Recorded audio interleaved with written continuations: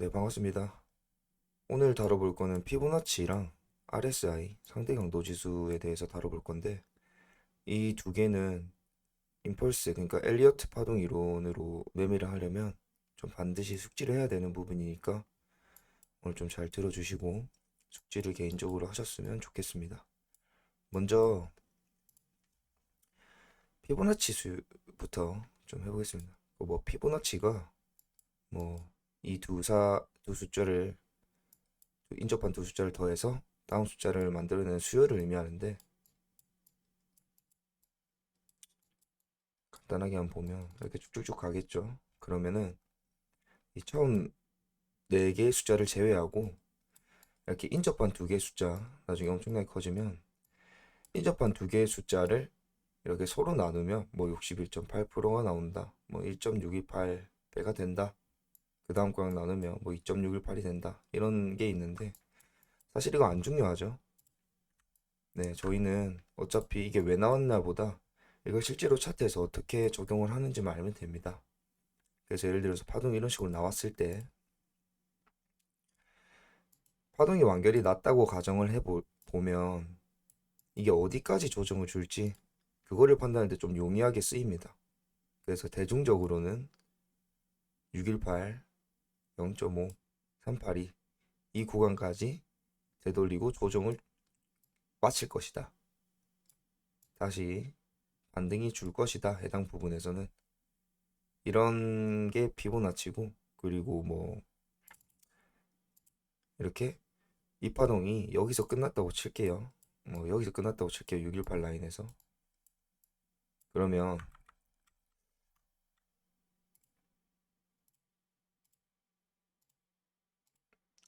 이 파동이 618에서 끝났으면 이게 이 한 파동 대비 얼마나 올라갈 것인가. 이 한 파동을 기준으로 이거를 한 배로 기준으로 해서 여기서부터 출발하면 이 한 파동 길이만큼 여기까지라는 거죠. 이런 걸 통해서 어디까지 어디까지 진행이 될 건가 이거를 좀 알 수가 있다라는 점이고요. 확실한 거는 없습니다. 그래서 차트를 보시면서 막 이런 식으로 여러 번 끄어보는 게 중요해요. 여러 번 끄어보는 게 중요하고 보시면 아시겠지만 보조지표입니다. 보조지표. 확실하게 막 말해주는 건 없어요. 그래서 맹신하면 안 된다 정도로 좀 이해를 하시면 되는데 그 다음 RSI입니다. RSI. 지금 제가 목이 많이 안 좋아서 좀 양해를 부탁드릴게요. RSI는 뭐냐면 상대 강도 지수에서 얼마나 매수세가 강하고 매도세가 강한가 정도를 이제 그거를 정도로 수치로 나타내서 저희가 판단할 수 있게 만들어 놓은 보조지표입니다. 그러면 이 보조지표를 보면 여기 있는데 위로 올라가면 올라갈수록 상승세가 강하다. 그리고 내려가면 내려갈수록 하락세가 강하다. 라는 건데 보시면 여기 70선이랑 30선에 이렇게 점선이 이렇게 그어진 걸 확인할 수가 있습니다. 이 부분은 뭐냐면 해당 부분에서 과매수가 되었다. 또는 뭐 해당 부분에서 과매도가 되었다. 그래서 추세 전환을 할 확률이 높다라는 거예요. 그래서 무슨 말이냐면 과매수가 된 지역을 보면 여기죠. 이후에 어떻게 됐죠? 추세가 전환되어서 상승, 매수가 셌던 구간에서 하락이 나왔고 이 부분 매도세가 강한 부분에서는 반대로 상승이 나왔습니다. 그래서 추세 전환을 보는데 조금 용이하다 정도를 이해하시면 되는데 여기서 주의하셔야 될 게 있어요. 아까 피보나치처럼 맹신을 하면 안 됩니다. 이건 보조지표이기 때문에 만약에 음, 여기를 좀 보면 여기 보시면 과매수가 지금 일어났죠. 그러면 사람들이 이제 숏을 타시는 분들이 계시거든요. 20표를 믿고. 근데 어떻게 됐죠? 여긴데 내리지 않고 올랐죠? 올랐습니다. 그리고 여기는 또 보면 엄청 많이 올라왔죠? 거의 85까지. 그게 여기에요. 근데 어떻게 됐죠? 꾸역꾸역 말아 올리면서 계속 올렸어요. 이해가 되시나요? 피보나치도 아까 말씀을 드렸지만 유의 구간이 여기 이런 선에서 받칠 확률이 높다인데 말 그대로 이런 걸 보면 여기서 이렇게 올라가고 한파동 완성되고 떨어졌잖아요. 어디까지 떨어졌죠? 거의 다 돌렸어요. 그렇기 때문에 둘 다 믿으면 안 된다. 알지? 맹신하면 안 된다 정도로 좀 생각을 하시고, 그러면 이 RSI 이 녀석을 조금 더 좋게 활용할 수 있는 방법이 뭐가 있을까라고 사람들이 말하다 고민을 하다가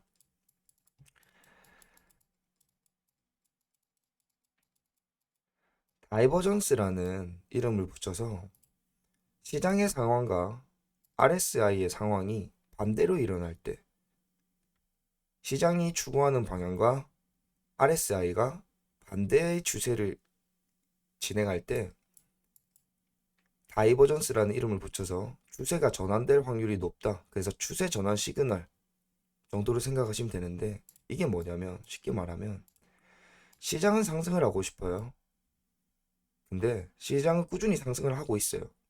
근데 매수세가 안 붙는 거예요. RSI에서. 그럼 이 경우는 상승을 지속을 못 하겠죠. 반대로 시장은 꾸준히 하락을 하고 있습니다. 근데 RSI는 하락을 안 하고 올라요. 그 말은 하락이 마치고 매수가 붙으면서 올라갈 거다 라는 건데, 조금 좀 더 설명을 드리면, 예를 들어서 시장이 저점을 꾸준히 낮추면서 진행하고 있어요. 근데 RSI가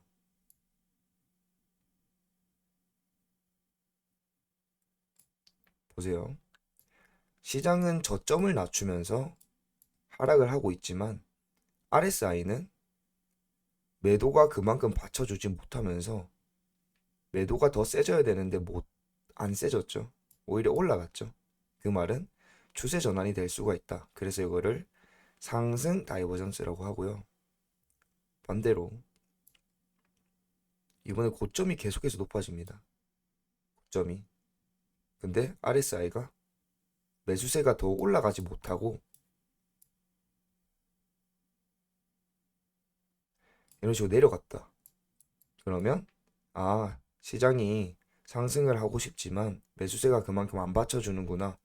사람들의 심리가 이렇게 작용을 하는구나 해서 이거를 하락 다이버전스라고 합니다. 이후에는 추세 전환의 확률이 있겠다. 마찬가지로 맹신하면 안 되는 부분이지만 좀 유의하게 볼 필요는 있다고 생각하는 거고요. 그다음에 다음으로는 방금 이제 설명했던 게 시장의 방향과 RSI, 사람들의 이제 심리가 반대로 가면 추세가 전환된다 라는 점이 중요한 거예요. 막 외우지 마시고. 그래서 이 방금 상승 다이버전스, 하락 다이버전스, 그거 말고 히든이라는 이름이 붙어가지고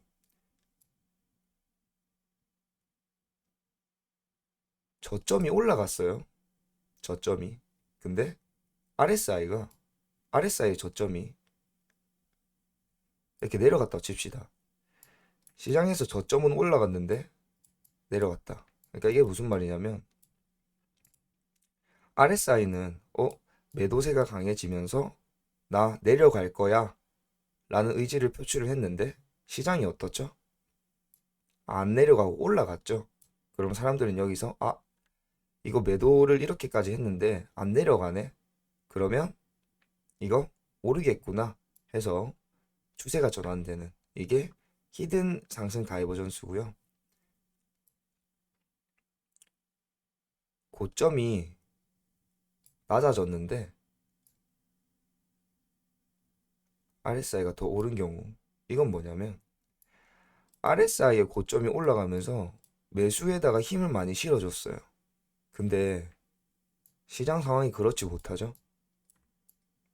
매수를 더 실어줬는데도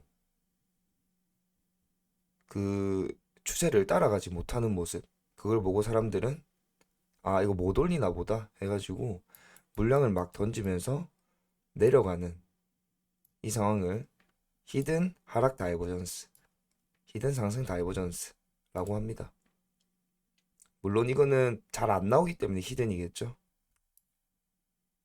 그래서 좀 예로서 실제 매매를 어떻게 하는지를 좀 살펴볼 건데, 음, 보시면은, 음, 예를 들어서 여러분이 파동을, 여기서부터 시작된 파동을,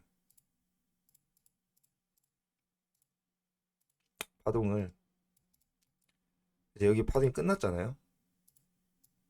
파동이 끝났어요. 그리고 이걸 쳐다보고 있었어요. 그래서 숏함으로 못 들어가죠, 솔직히. 그래가지고 여기서 끝나서 하락하는 걸 구경하다가 반등이 나오는 것도 구경을 했어요. 예를 들어서 하락이 이런 식으로 페닉셀이 나오면 매물대 같은 걸로, 여기 매물대 있죠? 저번에 수업한 대로 받을 수는 있겠지만 그걸 못 받다고 치고 상승분에 대해서 0.618까지 돌렸죠.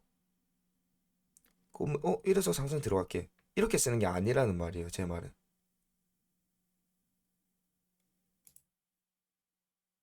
결국 다시 떨어졌죠. 이렇게 쓰면 안 돼요. 지표를, 지표는 여러 가지가 조금 같이 한 방향을 보고 있을 때 의미를 띈다고 생각하시면 돼요. 이 파동이 제 눈에는 ABC로 보이거든요. 아무래도 그렇죠. 이게 임펄스로 치기에는 너무 이상하죠, 그림이. 지금 거의 이런 수준이니까 조금 많이 이상하죠. 많이. 그래서 이걸 임펄스가 아닌 ABC의 형태로 옳은 거구나 라고 판단을 했다면 떨어지는 걸 봤죠. 떨어진 걸 봤죠. 그러면 아, 일단은 ABC가 여기서 끝났구나 라는 게 이게 확정이 된 거죠. 그러면 여기서 피보나치를 재는 거예요. 그러면 보통 통상적으로 ABC 상승은 또는 하락은 되돌림을 0.5 구간까지 절반 정도는 되돌려 줍니다. 그래서 이건 당연히 경험에 나온 거겠죠. 임펄스는 뭐 618이나 382가 정론이기도 하고요. ABC는 0.5까지는 되돌린다. ABC는 진짜 아무렇게나 되돌려도 돼요. 그래서 아무튼 그러면 이제 가치 판단을, 아, 이거 여기서 0.5까지 되돌리겠구나. 근데 618에서 반등이 나왔네. 그럼 일단 1번 뭐였죠? 카운팅. 카운팅으로 이게 ABC구나 라고 나왔어요. 두 번째, 두 번째. 피보나치로, 피보로 0.5원까지는 떨어질 거라는 생각이 있어요. 세 번째, 세 번째. 여기 보시면 이게 어디서 숏을 받아볼까? 라는 생각을 여기서 하는 거죠.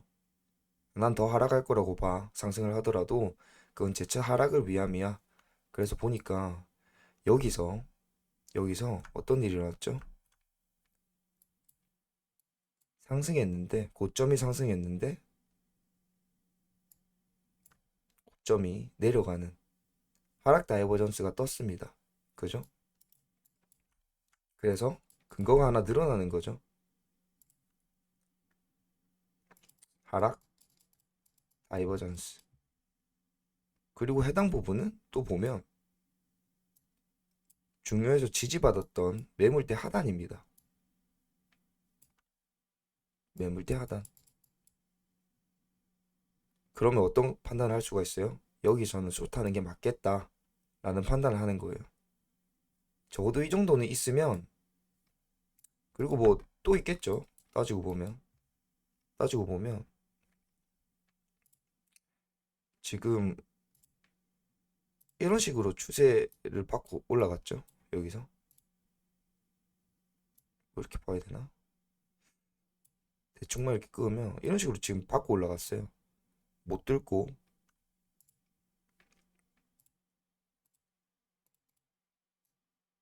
대충만 끄면 못 뚫고 지지받았고, 지지받았고 뚫으니까 저항을 받았죠.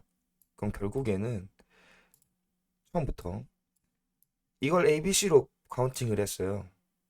그러면은 피보나치 0.5 구간까지는 내려올 거다. 지금 여기까지 내려온 상황에서 하락이 진행되었으므로 0.5 구간까지는 내려올 거다. 그게 1번이고요. 맞죠?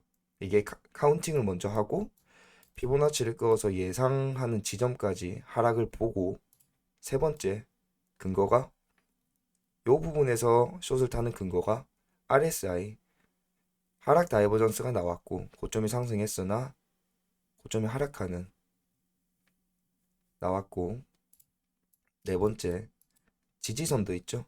지지와 저항 개념. 다섯 번째 매물대도 있어요. 매물대 하단. 그래서 여기서는 숏을 이러이러한 근거로 들어가 봄직하다. 그리고 마찬가지로 여기까지 와서 익절을 했어요. 바로 스위칭하긴 사실 겁나죠. 세부 카운팅 해가지고 들어가겠지만 결국에는 여기서 지지받는 모습을 보고 롱을 타 볼만 하다라는 거예요. 그리고 뭐 이게 어디까지 갈 건가, 이게 그럼 이 올라간 상승 파동을 기준으로 했을 때 적어도 뭐 이까지는 올라갈 거다, 이런 식으로 판단을 한다는 거죠. 이해가 되셨나요? 피보나치를 맹신하면 안 된다고 했지만 파동 카운팅을 좀 잘한 상태에서는 말 그대로 확률이죠, 확률. 피보나치 맹신하지 말라며 그럼 피보나치 믿으면 안 되는 거 아니야? 가 아니고, 그래도 피보나치가 보조지표로서 맞는 경우가 아무래도 더 많습니다. 최소 구간은 지키는 경우가 많아요. 이게 있으면 618 구간까지는 반드시 되돌림을 줄 거다. 38.2%는 무조건 떨어질 거다. 이 정도로 최소 구간을 예측하기에는 굉장히 용이한 그거기 때문에 여기서 무조건 롱을 받지 말라는 얘기예요, 내 말은.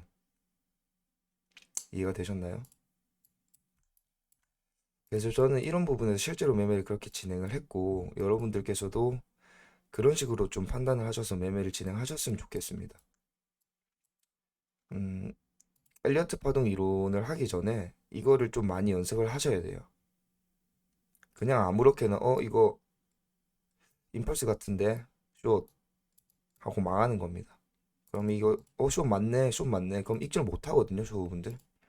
이거 보통 618까지 오니까 이까지 홀딩하자. 못 해요, 결국 이거 익절 못 하고 나가버립니다, 손에. 매매 전략에 관한 건 다음에 또 다시 한번 언급을 할 테니까, 그냥 영상 업로드를 할 테니까 관심 많이 가져주시고, 유익하셨다면 좋아요 부탁드리고 구독도 좀 부탁드립니다. 모기 상태가 많이 안 좋아가지고 오늘 방송 여기까지 하겠습니다. 감사합니다. 끝.